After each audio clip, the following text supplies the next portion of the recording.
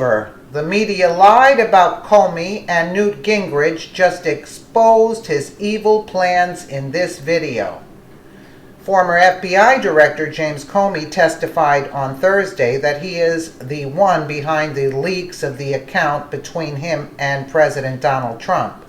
He thought that it would lead to a special prosecutor. He was right. It did. Newt Gingrich doesn't like that. Look what he said below. The conversation starts at 3 minutes and 45 minutes again. Of the Federal Bureau of Investigation. He had the option of the next one, which will be out in October. It's called Vengeance. And in our novels, we do a number of things that are pretty daring about Washington. But the idea that the Federal Bureau of Investigation top person, the man who's in charge of criminal investigations for the entire federal government, that he would go outside the system, deliberately manipulate the system. And that's what he's done. And I think what that brings into question is whether or not the Congress should shut down the independent counsel because it is poisoned fruit. The independent counsel, by Comey's own testimony yesterday, was created because of his manipulation, because of his leak, because of his deliberate intent to force it to happen. Now, since we now know that he's a very bitter person, and we know how deeply he disliked Trump, doesn't that sound more like this is not about law and order, this is not about justice, this is not even about investigating potential crimes. This is a bitter man trying to get even by trying to cause as much pain for the president as he can. And I think it puts into doubt the entire process of the current independent counsel. And I think the entire process by which they made the decision to do it has to be re-examined. Remember, this is not my allegation. This is Comey's own personal statement that that's what he did. On the other front, Comey's testimony, ironically, completely exonerated President Trump on the Russian question. When you have people who are clearly the president's opponents come out and say flatly, Chris Matthews, hardly a supporter of Donald Trump, came out yesterday and said, you know, after this testimony, no reasonable person can believe that Donald Trump had anything to do with the Russians. That's a pretty big breakthrough in Trump's favor. And I think that's the other thing that came out of all this. There is no smoking gun. I was very struck many years ago. Wendy's ran an ad campaign called Where's the Beef? And they were sort of taking on Burger King and McDonald's and arguing that you got more burger from Wendy's. And so this whole series of ads where people were looking for Where's the Beef? And Gary Hart was running as a New Ideas candidate for the presidency in 1984, and he was taking on Walter Mondale. And they got to a big debate, a key debate for the Democrats. It was at the Fox Theater in Atlanta. And I was actually allowed, it'd be hard to do this today, but I was actually allowed to go as a media commentator. And I was already a congressman, but I was there as a media commentator. In fact, David Broder of the Washington Post walked up to me and said, no, you can't be in here. You're either one or the other. But in fact, I was there. Well, at a key point in the debate, Gary Hart's going on about the need for new ideas and all this stuff. And Mondale turns and just says very casually, Gary, I don't get it. Where's the beef? And Hart was just stunned. He couldn't answer him. He couldn't say 1, 2, 3, 4. Here's where we differ. Well, I get this sense. I keep watching these news reports. I keep hearing commentators who hate Trump use huge like earthquake, bombshell, things that you look up and you think, wow, this is going to be a big deal. And in fact, I want to ask, where's the beef? What's the complaint? Now we know there's no evidence that the president engaged with the Russians. So what's the whole deal? This is one of those things where the investigation continues because the investigation continues, and it doesn't matter that the investigation is proving there's nothing there. We'll just bring in more people. We'll have more interviews. We'll try even longer. So I thought yesterday was a very revealing day, and you could tell it, by the way, if you watch the news media coverage. If it's a place that hates Trump, they clearly thought that Comey was brilliant. If it's a place that did not hate Trump, they clearly thought that Comey had made a bunch of major mistakes and had in fact embarrassed himself.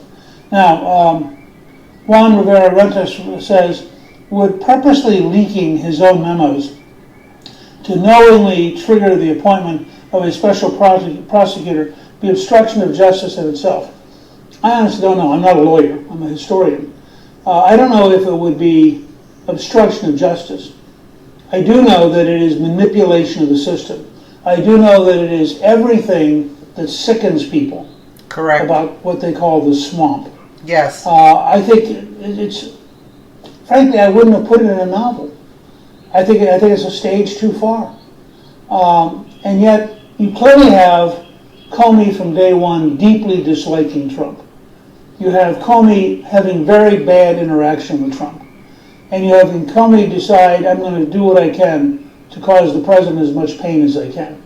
And doing it by going outside the system, deliberately leaking to a friend of his who's a professor, and having that guy take it to the New York Times, which of course, since it's the leading anti-Trump publication, or tied with the Washington Post as the leading anti-Trump publication, it was weird. I mean, the Times was thrilled to publish it, and it led to what Comey wanted. But my question for the Congress, my question for the House and Senate Judiciary Committees is, shouldn't you be investigating whether or not, in fact, there was a legitimate reason to appoint this independent counsel? And whether or not, in fact, the current independent counsel is the right person, since he was apparently Comey's choice? Correct. And isn't this whole thing just a little sick and totally a violation of the rule of law? Yes. And a very personality-driven, emotionally laden process. Okay. Patricia Janfili says, why didn't any of the senators ask Mr. Comey what else he may have leaked to the press, either directly or through one of his friends? Well, somebody should have. Maybe they should submit a question to him today and ask him to tell him, did he, for example, share his testimony with Robert Mueller, the independent counsel? Did he share it with anybody else? What other things has he leaked over the last year or two? How many of the leaks that people were blaming on the Trump White House actually came out of the FBI director's office? I think all those are good questions. I will give Senator Susan Collins credit. She's the one who asked the question that led him to talk about having leaked. And I think she deserves real recognition for having asked the best question of the entire hearing. Patty Arvidsson says, do you have faith in the special prosecutor Robert Mueller's ability to conduct an unbiased investigation? No. Zero. None. Let's start with a practical reality. 97% of the political contributions in the Justice Department in 2016 went to Hillary Clinton. 97%. Mm-hmm. That's about 33 to 1. Now, in that setting, what do you think the culture's like? Right. How many of those attorneys do you think want to get Trump? How many of them do you think are bitterly opposed to his policies?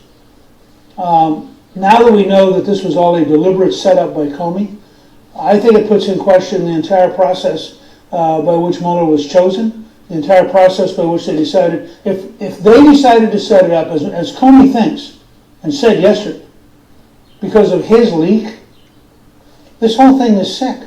Correct. It has nothing to do with the rule of law. Right. Everything to do with the kind of petty search for vengeance that we associate with third world countries or with Shakespearean plays.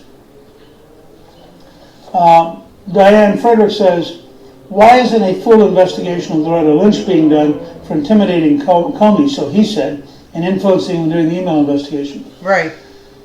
You know, great question. For better or worse, Republicans have a remarkable inability to pursue information that would hurt their opponents.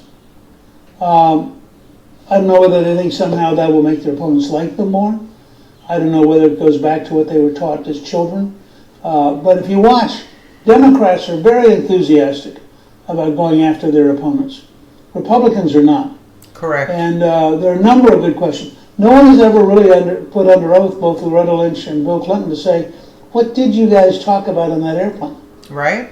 And it doesn't pass a laugh test. Correct. But I think that what Republicans ought to focus on is closing down the independent counsel. Yes. He's not independent. Yes. He apparently is very close to Comey. Yes. We know Comey hates Trump. You have to assume that that has to leak over to Mueller. And sorry to interrupt, WikiLeaks also had the thing that Mueller was compromised also. WikiLeaks has said it about Mueller, that he has ties You with have to assume Comey. that the people Mueller's going to bring in are essentially Justice Department people who were 33-1 in favor of Clinton over Trump. This clearly cannot be an honest, independent investigation. No, no way. Elaine Duhamel says, why is it with all the crimes that have been committed that no significant person responsible has been arrested? Right. I think that's a very good question. And in my book, Understanding Trump, I talk at length about how really different he is because he's a businessman, he's an entrepreneur, he's not part of the Washington swamp, he doesn't understand the games that are played here. That's one of the things that I think keeps him permanently in trouble with the news media. He behaves like a businessman, he does not behave like a traditional politician, and they just don't get it, and it keeps them permanently confused. But I think in that setting, there's a young woman, 25 years old, who has been arrested and is being threatened with 10 years in prison. Now, for leaking secrets. Now, my question is, how can you talk about the rule of law? How can you talk about America standing for justice if this 25-year-old woman, who apparently made one mistake, is potentially facing 10 years in jail, and Hillary Clinton's thousands of emails don't count? Nothing that Comey has done counts. Nothing that the Attorney General under Obama and the former President of the United States did, meeting privately on an airplane just before a decision was made about Mrs. Clinton, doesn't count. This isn't the rule of law. This is the rule of influence peddling. It's the rule of prejudice. It's the rule of, in some cases, hatred. But it's not the rule of law. And I think America, in that sense, is on a knife's edge. And the question is going to be whether President Trump, his supporters, and the Republicans in the House and the Senate have the courage to stand up and fight against the huge forces of the deep state, which were personified yesterday in Comey's testimony. I hope you get a chance to look at Understanding Trump. I think it'll help you get a better sense of why the left is so crazy and so enraged. I think it'll give you a better sense of how Trump operates, what he's trying to accomplish. But this is a serious time for America, and I appreciate your taking the time to be with me today. Thank you very, very much. We thank you. We thank you. What I don't understand is what that lawyer, his name, the Alan Dershowitz, that he said, he's a lawyer. He said that Trump has the authority to demand that Comey end the Flynn investigation. You know, and what's going on? I have no idea. Let us know what you think in the comments below, but Newt Gingrich hit it right on the nose. And again, thank you for watching.